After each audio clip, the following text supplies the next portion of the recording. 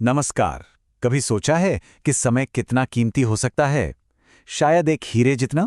आज हम एक ऐसी ही आध्यात्मिक शिक्षा को समझने की कोशिश करेंगे जो हमें ये बताती है कि कैसे समय का सही इस्तेमाल करके हम खुद पर, अपने मन पर जीत हासिल कर सकते हैं। चलिए इस एक सवाल से शुरू करते हैं जो हम सब कभी न कभी खुद से पूछते ही हैं, अब नहीं तो कब। देखिए, ये सिर्फ एक कहावत नहीं है, बल्कि एक तरह का रिमाइंडर है कि हमारे पास जो सबसे कीमती चीज है, यानी ये पल, हमारा वर्तमान, उसका सही इस्तेमाल करें। यही इस पूरी समझ का केंद्र है। तो इस सफर में सबसे पहले इसकी बुनियाद को समझना जरूरी है, और वो बुनियाद कुछ और नहीं बल्कि समय ही है, जिसे यहाँ एक अनमोल रत्न, एक हीरा कहा गया है। इस शिक्षा के मुताबिक हम एक बहुत ही खास दौर में जी रहे हैं, जिसे पुरुषोत्तम संगम युग कहा जाता है।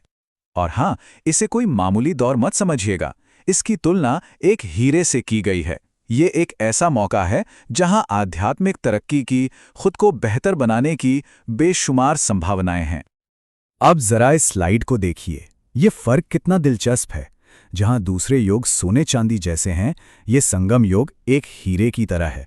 मतलब ये वो समय है जब भाग्य बनाया जाता है।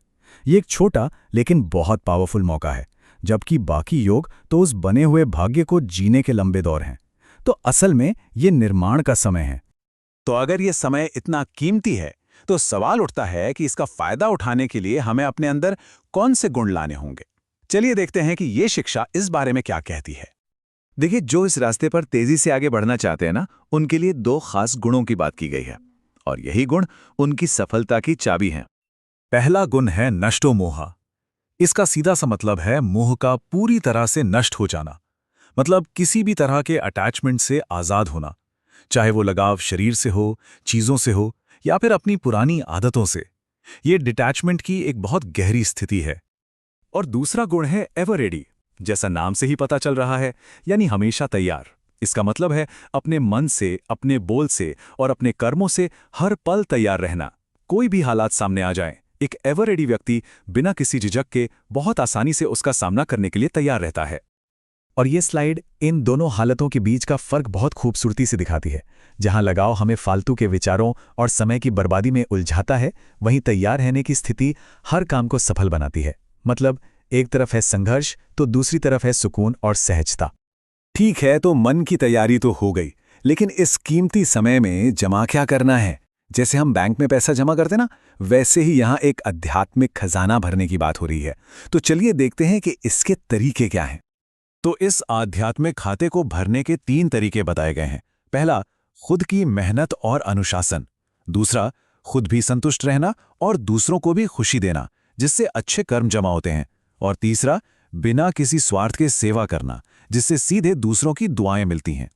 अब बात करते हैं सेवा के एक ऐसे तरीके की जो बहुत ही सूक्ष्म है, बहुत बारीक, लेकिन दुनिया पर उसका असर बहुत गहरा हो सकता है। ये सवाल वाकई सोचने वाला है कि हमारा मन से हम पूरी दुनिया की सेवा कैसे कर सकते हैं। यह बात सिर्फ हाथ पैर से काम करने की नहीं, बल्कि हमारे विचारों की ताकत की हो रही है। इस कॉन्सेप्ट को मनसा सेवा कहते हैं। यहां आत्मा को एक मास्टर ज्ञान सूर्य की तरह देखा जाता है। सोचिए, जैसे सूरज अपनी रोशनी से अंधेरा दूर कर देता है, ठीक वैसे ही एक शक्तिशाली आत्मा अपने विचारों से, अपनी पॉजिटिव वाइब्रेशन से दुनिया में शांति और शक्ति की किरणें फैला सकती है। तो इस मानसिक सेवा का मकसद क्या है? इसके लक्ष्य भी बहुत साफ हैं। इसका मकसद है दुनिया में खुशी और उम्मीद फैलाना, दुखी लोगों को सुकून देना, अपने पॉजिटिव विचारों से माहौल को बदलना और दूसरों में हिम्मत भरना। और अब हम पहुंच गए हैं इस सफर के आखिरी पड़ाव पर, जो इस आध्यात्मिक रास्ते की मंजिल पर फोकस करता है। और वो मंजिल है खुद पर महारत हासिल करना। तो असली जीत क्या है? दुनिया को जीतना नहीं, बल्कि खुद को जीतना। अपने पक्के इरादे से, अपने दृढ़ संकल्प से खुद का मास्टर बनना ही असली सफलता है। हम इस चर्चा को इस खूबसूरत आशीर्वाद के साथ समाप्त करते हैं। ये उस मंजिल की एक तस्वीर है जहां आत्मा जीत का तिलक लगाकर परमात्मा के दिल में जगह पाती है। और ये हमें एक सवाल के साथ छोड़ जाता है कि क्या खुद पर महारत हासिल करना ही सच में असली आज़ादी है?